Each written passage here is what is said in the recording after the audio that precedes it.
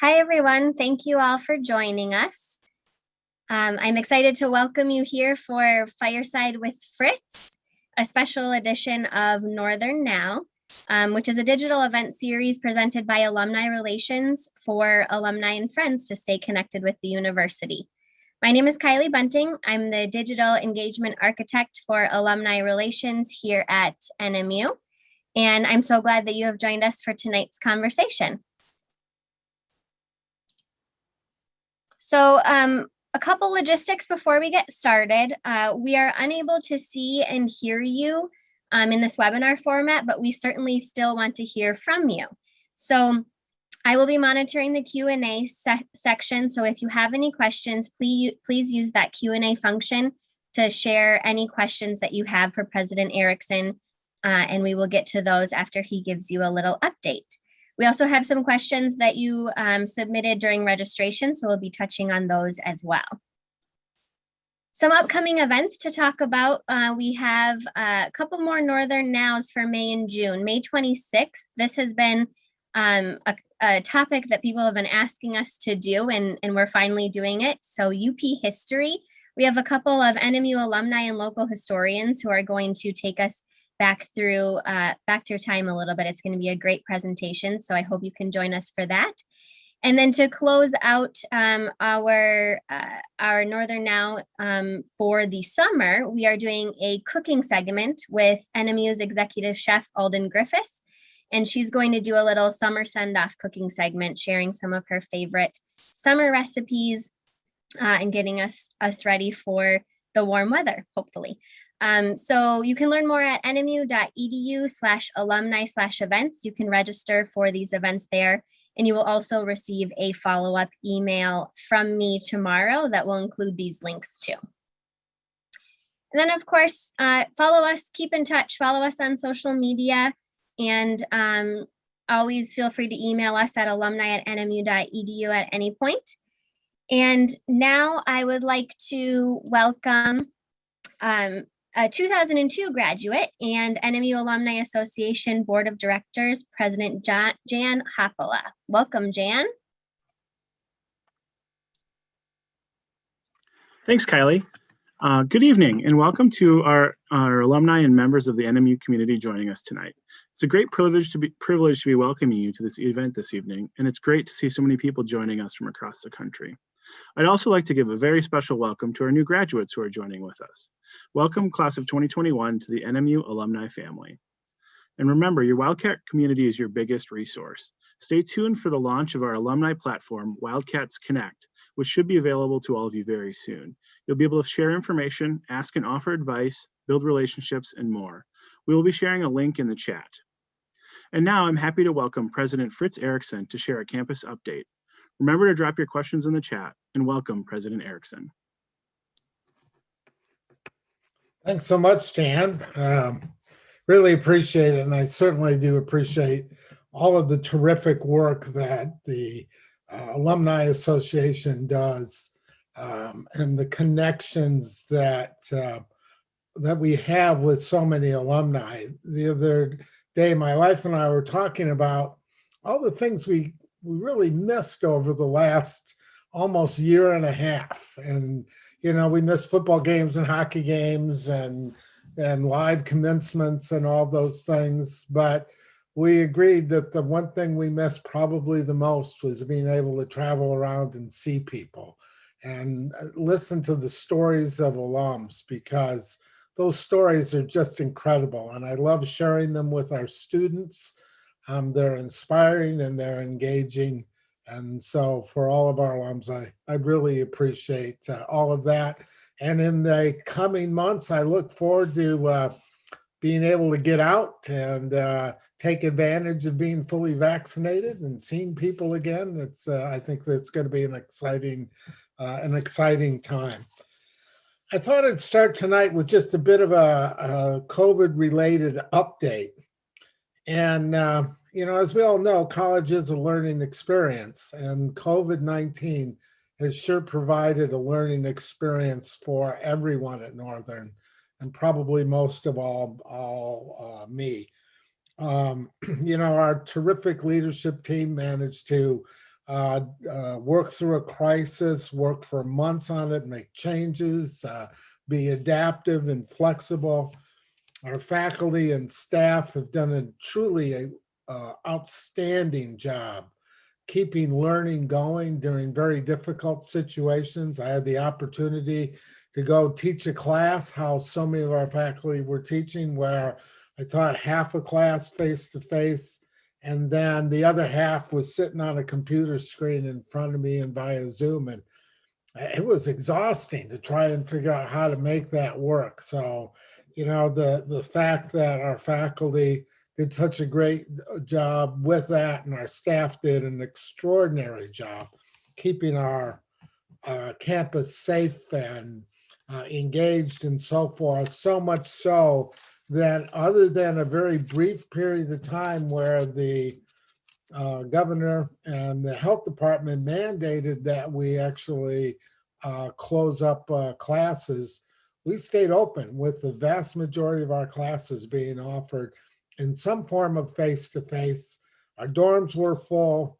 We kept working forward. And I'd also like to give a huge shout out to our students.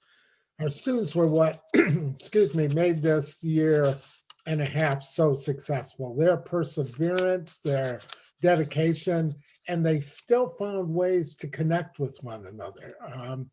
I ran into a couple of students over at the new Wildcat Den. Just happened to stand there and chat a little bit. And I asked them how they were able to maintain those connections. And it was, they just adapted. And I was so incredibly pleased and proud with the way that they worked. Of course, we learned that having really good technology is a real helpful thing. You know, the fact that, you know, since the 90s, we've been providing all of our students with laptops. Boy, you couldn't have asked for a better setup than rolling into a pandemic where all of our students had laptops and software. And, you know, we made the transition from to remote learning last year ago, March. And we did it in 2 days plus a weekend. That's because we had that access to all those computers. And so I always think fondly of my predecessor, Judy Bailey, who had clearly the foresight to really work on providing that. And of course, the Educational Access Network, formerly WIMAX, has been just an extraordinary tool for us. And then not only for us, but for thousands of families across the Upper Peninsula of Michigan who would not have had access to high-speed internet during the pandemic. That happened because our incredibly clever and talented team of IT folks were able to pull off how we could take what we do so well and provide it across 26,000 square miles of the Upper Peninsula. A truly remarkable accomplishment. And then, you know, we learned that we couldn't deal with a pandemic alone. We had to have such important partners. And I have to give a real shout out to our friends at the Marquette County Health Department, who have been terrific partners in terms of addressing and dealing with a pandemic, and still continue to do that. As you may know, we opened up the new Northern Center for the health department to use as the spot to vaccinate the entire county. And we've had thousands of folks come through there, and people who had never been on our campus before come to our campus and get to see the new Northern Center and, you know, be treated with the Northern hospitality that we all know and love. And in fact, I was talking with some folks this morning who were just raving about how we did that in partnership with the health department, and even provided food for everybody. I mean, you know, you're not going to invite people to your home unless you offer them a little something to eat. And so the fact that our staff was able to do all of that. And I think what's made all of it possible, if you're to kind of boil it down to one word, you'd say nimble. We've used the nimbleness that is that is the tradition of Northern. And that's helped us immensely, as well as our true commitment to helping out one another. And with that, we had, I think, 12 different teams that led us through the pandemic, that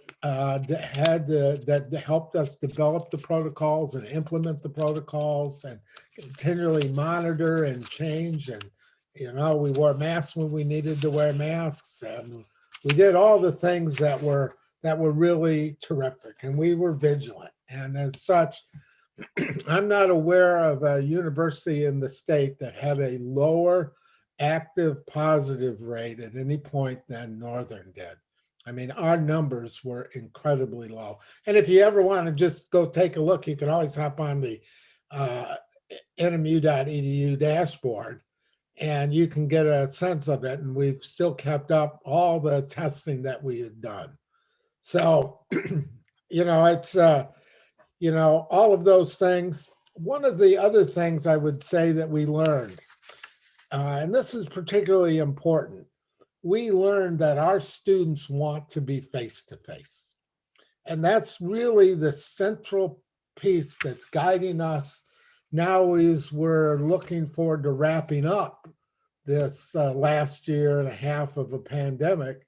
Our students want to be face-to-face. And so we are committed, absolutely committed to be having everyone back to face-to-face. We're working on the idea of being able to get rid of all the plexiglass and all the signs, and we really think we can be there for the fall semester, and that we can be back to what I think most remember of their college experience as being normal. And I really look forward to that. Lots of activities are being planned. One of the things we're doing this year, I'm really excited about. We had to not do orientation, the traditional 2.5 days of orientation, because of capacity restrictions and so forth. So this year, one of the cool things that Chris Greer, Dean of Students, and her staff are doing is the Northern experience. We're inviting people who are, particularly new students and their families, to just come up, spend a night in the dorms on us, experience being here, eat in the dining hall, and do a plethora of activities.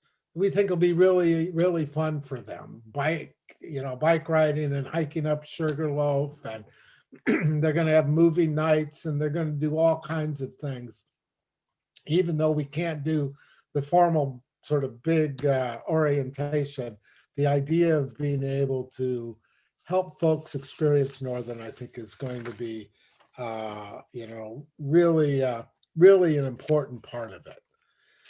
One of the things we're also working really hard right now on is vaccinations. We're hoping that our faculty, staff, and students will all contribute to the well-being of all of us by getting vaccinated. We make it really easy to get vaccinated, and we're really pressing forward on doing a whole series of things to encourage that. And we're asking folks to submit their vaccination cards so that we can have a count on, what percentage that we have. And if we can get to that number that the state has come out with of 70%, that'll help us immensely. So if you're involved with us at all, if you are a student, if you're coming in, get vaccinated and upload your card. I did mine day before yesterday, and I think the whole thing took me all of 90 seconds. And I'm not the most technologically literate person for that. One of the things I always like to update folks on, I get a lot of questions on what our enrollment is looking like. Last year was a bit of a difficult year. What was interesting is we saw a lot of people decide in January to take the semester off. In fact, we were down about 7.2% at that point. But we're expecting those numbers to be coming back. In fact, right now, and although it is early, the reports for the freshman class are looking really, really good.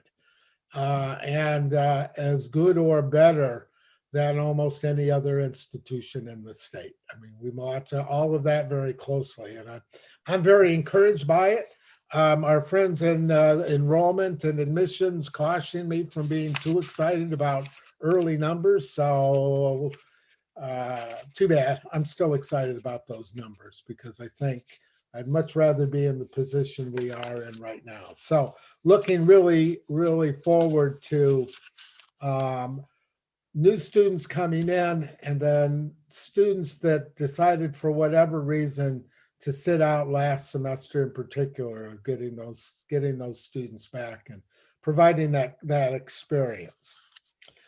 Also, this time of year is always budget season for us, so we're just in a holding pattern right now. I did give a testimony, my annual testimony to the House Appropriations Subcommittee back in February. And we get great response for how we are able to manage our budget and how we're able to keep our tuition as the second lowest in the state. And it's something very important to us because it's one of the many tools of access that I think are really important. So we've also got we're starting to get in the House and Senate Higher Education Appropriations Subcommittees are coming forward. Senate is basically flat. The House is revamping funding formula.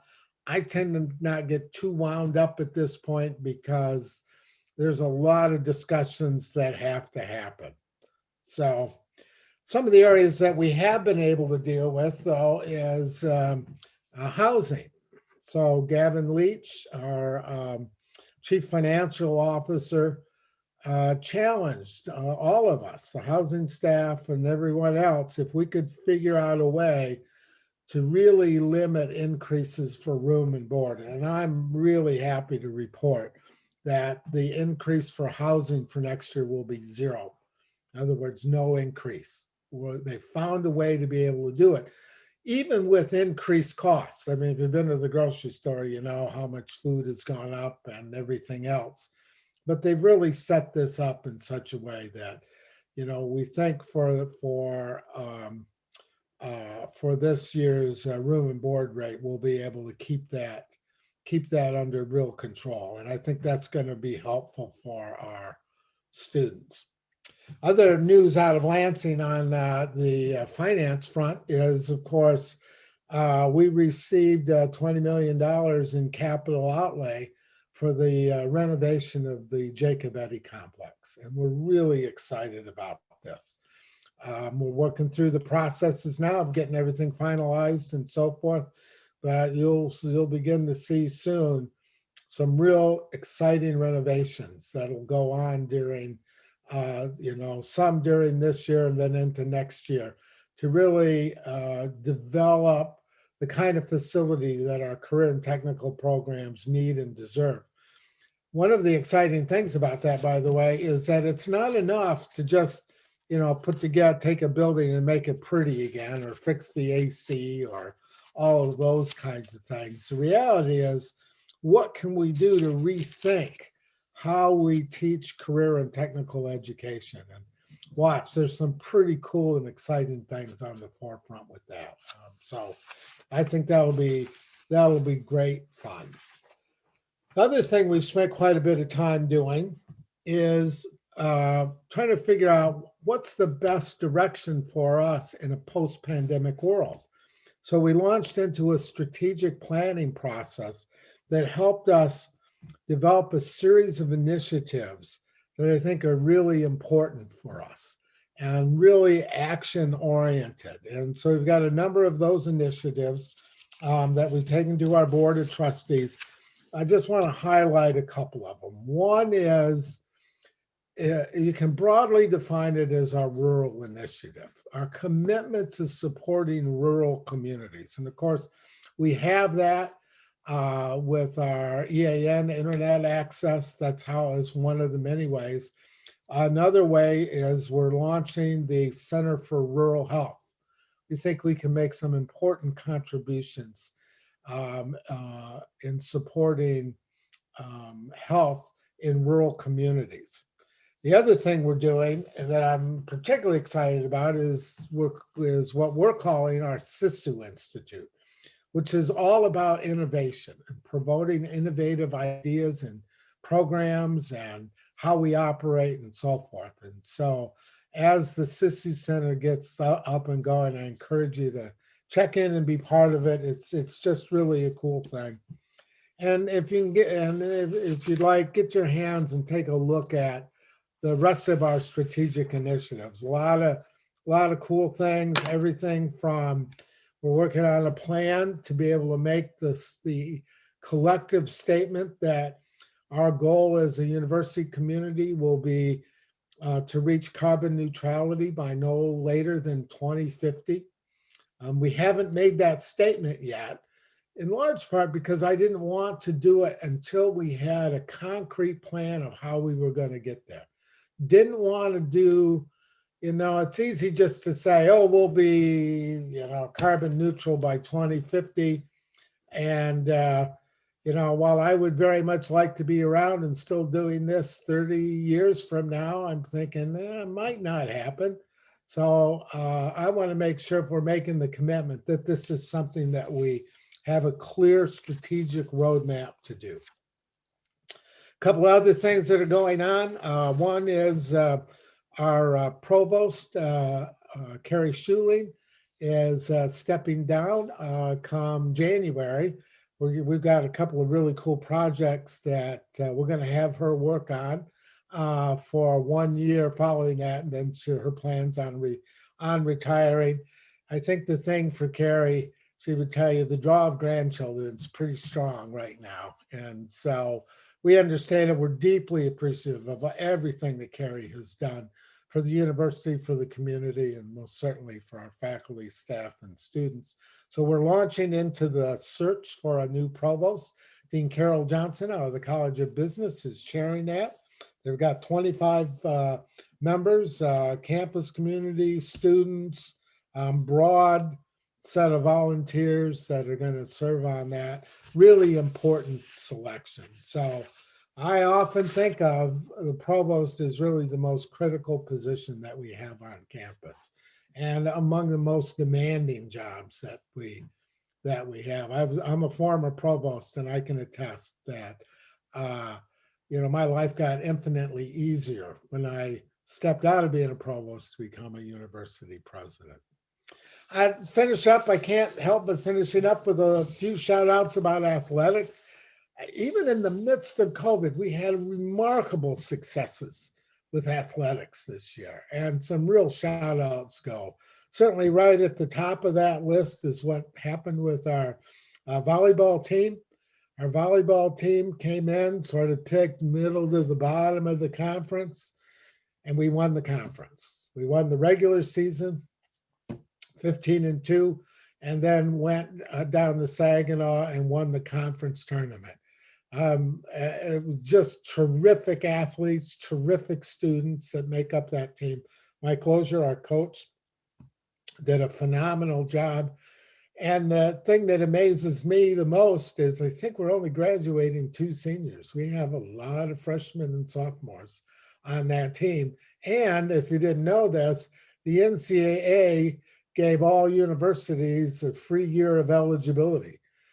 So instead of having 4 years of eligibility, a student can, if they so choose, and and it works out with the coach, they can have 5 years of eligibility. Now, as excited as I am about that, I really do hope our students graduate in 4 years, because that's really the priority. The athletics is terrific, and we're as big a fans as anyone. But we want these incredible athletes who are even more incredible students to be able to work through and graduate.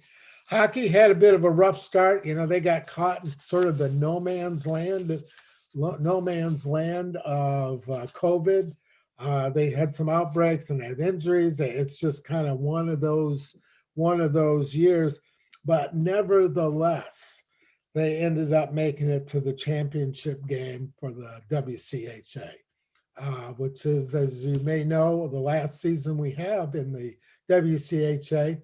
Our hockey team is moving to a new conference, the CCHA, And I was on a call with all the presidents today, really excited about the new conference. 7 of the teams from the WCHA make up that conference, plus the addition of St. Thomas University and St. Paul is going to be on the make up the conference. Really excited about this. We see some real significant investments. Nordic ski team, what can you say about Sten and his team? Year after year after year, they're among the best teams, if not the best team in the country. And for the 15th consecutive year for men and the 8th straight year for women, we won the NCAA championship regional titles. Terrific year for them. The sad news, of course, is that our good friend and longtime coach Sten Feldheim has announced his retirement after 35 years. And I'd like to say he'll be greatly missed, but we know Sten's going to hang out an awful lot and be, as he's going to end up, he won't be able to stay away. So we'll have a new coach and so forth, but he'll be such an incredible resource for us. But we congratulate Stan on truly an extraordinary career. We've got a search committee working now to fill that. We had our national training site wrestlers have done extremely well and competed extremely well in the senior world championships and at the US Olympic trials. Unfortunately, Jesse Porter, who won the 77 kilogram weight class, will not be competing in the summer games because the US did not qualify that weight for the games. And I never quite understand how those things work. Soccer was a terrific year. We had Carolyn Holonen was named the Women's Soccer GLIAC Offensive Player of the Year. Wonderful change with that. Carl Els, a terrific young woman, finished in the top 20 in the NCAA regionals. I mean, the list goes on and on. Lacrosse did incredibly well. And the last thing I would say about sports, and I never thought that I would be saying this about sports, but I've become a real fan already, and that is our esports team. And went over and had a chance to sit and watch the team play, and they had an amazing first year. And we look forward to that sport continuing to develop and grow.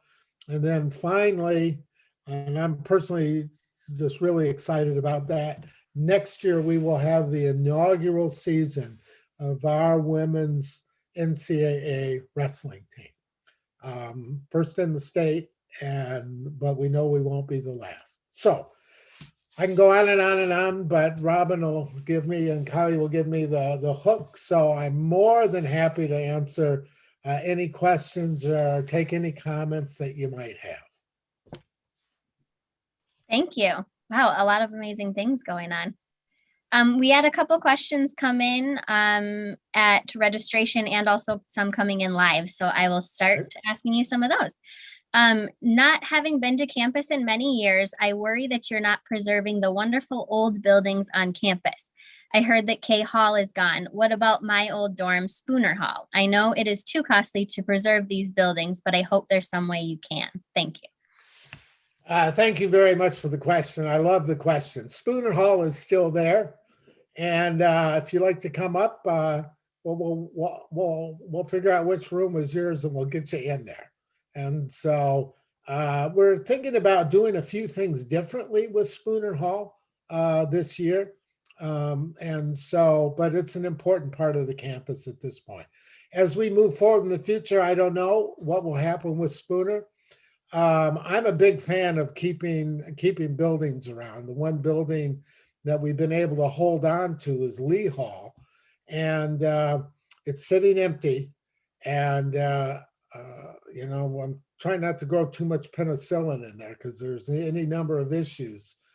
But we're committed to trying to find a way to make sure that Lee Hall can come back to life, because I think that is really important. to maintain that. And by the way, it's one of the reasons as we've built new buildings, we've really kept an eye on buildings that will stand that test of time for this generation of students. So when we built the new residence halls, the Woods, one of the things that we really insisted on was building the lodge in front of it. One, because it's such a great gathering place. I often refer to it as the university's family room, but it is also a place that 75 years, 100 years, this place was built to stand the test of time, both the design and the build, because while we've lost some classic buildings, and if I could ever figure out how to build a new K Hall with that look and feel, I would do that. But every time I raise that issue, the facilities, run out of the room screaming that they won't let me do that quite yet. But it would be so cool to do that. Great, thank you. As a May 2020 graduate, our last semester was cut short by COVID. There were originally talks of having an in-person graduation ceremony, but those seem to have subsided. Will there be an in-person graduation for the 2020 graduates at all? The answer is yes. We thought we would be able to incorporate this spring, the May 2021, and have a really big one all together. But unfortunately, with the restrictions wouldn't allow us, we had to do a virtual commencement with this. And while it was okay, and we did learn some things. I mean, one of the things we learned was, well, we can't have it face-to-face, but we could open the stage up for a couple of days ahead of time. We put the stage up in the dome and then let all the graduates and their families come and sit on the stage and take pictures and so forth. I spent several hours over there greeting folks that way. It was great fun. Any graduate who was not able to go through a face-to-face commencement is welcome to come to any commencement they would like to. So if you want to come back, I'm pretty sure the odds are in our favor that come December, we're going to be back in there doing a face-to-face one. And certainly next May of 22, we'll be doing it. So please come back. We would be delighted to not only have you, but to truly recognize you. Great. This one's more of a comment, but perhaps you have some follow-up comments to it as well. Just a quick thank you for always honoring the Michigan Indian tuition waiver and the outreach to the Keweenaw Bay Tribal College for pass-through funding, also for continuously enhancing the Native students programming over the years. I know Native American Studies has been a focus, so I didn't know if there's anything you want to comment on that one. Yeah, and I very much appreciate that, those partnerships. Particularly with the community college, it's a pretty easy thing for us to do the flow through on funding. I mean, that's just, sort of a technical thing that, is able to help them a little bit. But, I'm looking forward to more opportunities of collaboration and connecting with one another. I think it's really important for us. And certainly, I'm a huge fan of the work that the Native American Studies program does, and the work of the Native American Student Association. Sometimes they get overlooked, but they do incredible work. And we're instrumental in some fundamental changes on our campus. Last fall, our board passed Indigenous Peoples Day on the first Monday of October. And this was really driven in large part by the Native American Student Association with the support of the faculty and staff and so forth. And I think was a wonderful accomplishment for us as a university. Great. Next question. Many senior citizens want to continue to learn. Does NMU have summer programs that provide classes to senior citizen alumni who want to take classes, or be involved in the hospitality at NMU? We love to have senior citizens on campus. This year, of course, we put real restrictions on visitors and so forth. So this year was, particularly difficult. And this summer, we almost have no face-to-face classes. Most of the stuff we're doing this summer is online, with the exception of a few laboratories that needed that equipment and so forth. But the answer is, we love to have seniors. We provide the senior discount. I think it's 62 and over. You don't have to pay any tuition. You just sign up for a class and take it. And we think it's a great thing. It adds a vitality and an interest level. I've talked to a lot of faculty that just really enjoy having seniors come back and be part of a class, and the students, to a person that I've met, just think it's terrific because they get a different perspective than, students their own age. So really encourage people to do that, and we'll continue to support seniors in taking classes on our campus. By the way, one of the challenges we have is that we're a little bit too quiet in the summer. And so we've challenged ourselves to really come up with ways in which we can think about how we make our campus much more vital and alive in the summer. And I'm a big fan of a whole range of programming where people can stay in our dorms and use our facilities and engage in a lot of learning in a lot of different ways. So we're in the process of hiring someone whose job it is to try and put all of this together, expand our conference presence. So keep an eye on what's coming in the not too distant future. Great. Also, I want to mention too, I actually just got done working with continuing education and workforce development on a newsletter that went to all alumni about some of these continuing education opportunities. And they just launched an online course platform too. So I'll drop that link in the chat. And right now, all alumni can use a special code, a discount code as well too for those. So that's always an opportunity. That's not on campus, it's online, but still worth mentioning. So I'll put that in the chat in a few minutes too, in case that's anything that you all want to check out. Jumping over to our Cybersecurity Institute, Steve Nystrom has a question here. I'll send you this full, he has a little bit of a information leading up to this, but the question is, where are we in the move with the Upper Peninsula Cybersecurity Institute? Cybersecurity has been in the news lately, so your vision and decision to proceed with the center stand-up was critical. Any updates on this? I don't have anything real direct right now about it. Our commitment to the Institute and growing our cybersecurity programs, and I think it's important to understand, we've taken a multi-phased approach to cybersecurity. The future looks incredibly bright for that. Look forward to continuing to grow and develop the program. Cybersecurity is an absolutely critical thing, and there's so many interesting careers that come out of it. Sometimes we get sort of, it's easy to think, well, cybersecurity, they do this one thing, but that's clearly not the case. The diversity of opportunities for people in cybersecurity. One of the things I would say that I'm really pleased that we're doing is the partnerships and outreach we have with high schools, with the Cybersecurity Institute.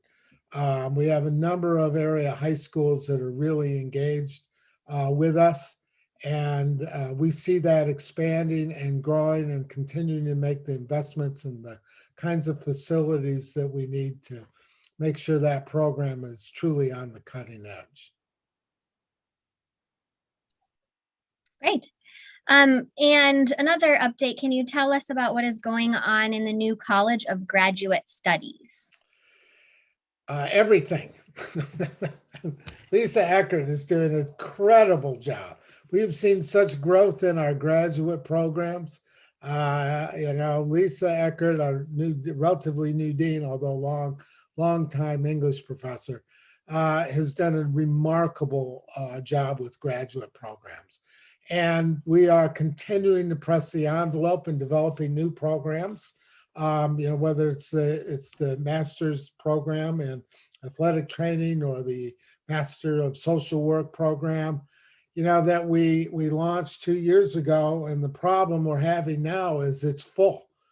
And we're trying to figure out if we can fill it up even more. And what would that take? Well, it's just really been exciting. I have this vision that I'd very much like to start our first PhD program. And while we do have a doctoral program with the Doctor of Nursing Practice, I think it's time for us. And we've been exploring this model of a PhD in rural leadership. And it's a tough thing to figure out how to do, but it's the right thing for us to do. So I see a continued expansion in our graduate programming. I see new opportunities emerging for our students and extensions of existing programs. And not that it's going to be everywhere, and not that we're going to lessen our commitment to our undergraduates. And sometimes people get a little nervous. They say, well, if you're going to do these, hoity-toity PhD programs, you're somehow going to lose the focus on the undergrads. We cannot do, and we will not do graduate programs at the expense of our undergraduate programs. That would be a terrible mistake. And frankly, I've seen other institutions that do that. But, we can do both. This is an amazing university with amazing faculty, and there's some real opportunities here. Great, that's exciting.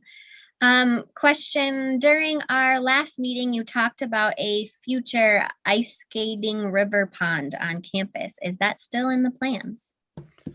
So, sometimes reality strikes. I thought we were gonna do this, but so I'm not giving up yet. I thought we had the right spot for it, but then, the topographical maps didn't quite work as we had hoped that they would, but I'm not giving up. I'm not giving up quite yet. I think there are ways that we can do some things like that. So I've got a couple of folks that are equally passionate about doing this, because I think it would be such a cool thing. Come and skate the river and do that. So we need to do unique things like that. We just need to do those things. So, I kind of got squashed back a little bit, but, persistence, as a very close friend of mine once said, low pressure applied steady over time always wins. So I'm working on it. There you go. Persistence, also known as SISU, right? So as SISU, absolutely. With all the discussion of the potential Michigan launch initiative, is NMU considering rocket-related programs in the near future? We haven't had many discussions yet about that. I think in large part because we're just not quite clear about where that potential launch initiative might end up. I mean, there are different perspectives on it. Some people say it's going to happen. Some people say it's not going to happen. I've had a few discussions, here and there about it. I think there are some opportunities. The good news is we have a very, very good friend that, when the time is right, I may end up calling him at NASA and saying, what do you think we should do? So, we're not gonna, if that comes to pass, we're not gonna let an opportunity pass us by. Great. Any last minute questions for President Erickson out there? Feel free to send those in the Q&A. While I give you one more minute to do that, we have a really nice shout out that I'll read. We might as well end on a high note as well. So Jamie Lippert says, thank you, President Erickson, for the courage and leadership through these challenging times. She also wants to give some shout outs to Kat Hardenberg and the whole housing team for doing what they can do to foster the community. Also to Jerry Daniels and the admissions team for continuing those efforts with recruitment, which we've seen to be very successful. Rachel Harris and the Center for Student Enrichment team as well. And then she has a shout out to the Quiz Bowl team and Professor Joy for a great season. Absolutely. Michael does a great job with the Quiz Bowl, and, you know, Rachel and her team on student enrichment, it's just wonderful. I mean, I was over with them when they were the ones that were hosting the access to the stage, and got to hang out with those folks. They're just amazing. And, you know, we're finding all kinds of things. So I couldn't agree. And the work that housing does, because, you know, I would go over and walk through the woods and through the other places. Everyone was doing all the right things and doing it, I think, with a smile on their face, but I couldn't see it because everyone had masks on. But, you know, finding ways to be successful and talking with so many new graduates about how the year went. So that's good. And then, of course, the most exciting, someone said this to me, they said, the most exciting news on campus is we got our liquor license and we're now serving beer at the Wildcat Den. So, you know, if you make it to campus and, you know, need someone over to, you know, sit and have a beverage with, give me a call. Yeah, exactly. And I love that they have Michigan beer on tap too. That was an important part of this. Yeah. Yes, absolutely. You wouldn't believe how much work it took to get that. I know, we actually had to run legislation. I mean, a bill had to go through the House, the Senate, and signed by the governor. So, well, it's well worth it then, right? Well, you know, we did that because we have students that are also a little bit older and they wanted a social place on campus. And so we thought, well, this could work very well if they want to be able to sit. And I've also talked to a number of faculty who thought this was a great place now for them to gather. So the Wildcat Den will be a special place. Yes, and employees like me whose office is just right down the hall. It's just way too convenient. One more question did come in. Any talk of building any on-campus apartments? Boy, there is. And I very much would like to build a couple of things. You know, we were really successful with the Woods in a public-private partnership. So we're talking with our partner about what if we tore down all the Center Street and Lincoln Street apartments and really built some quality places. Is that doable and affordable? The other thing that I'm quite interested in doing, as many know, housing is an enormous problem in Marquette. And we should, as a university, help with that problem. And so maybe there's an opportunity to develop a different kind of housing for, say, new faculty and staff that are coming in. You know, exploring different kinds of models with that. So the answer is we're really having a lot of discussions about, gee, what could we do? And, you know, ask me next year and maybe I'll have a little bit more substance to the answer, but it's something I think we should do. Great. One more, Steve Nystrom just says, thank you again for the cybersecurity programs. And those are all the questions. So thank you so much for joining us and being here, sharing great updates. There's, you know, a lot of amazing things happening on campus. And I know our alumni are appreciative too. Well, I'm so impressed with our alumni, and I look so forward to getting to see people face to face and hearing folks regale of their days at Northern.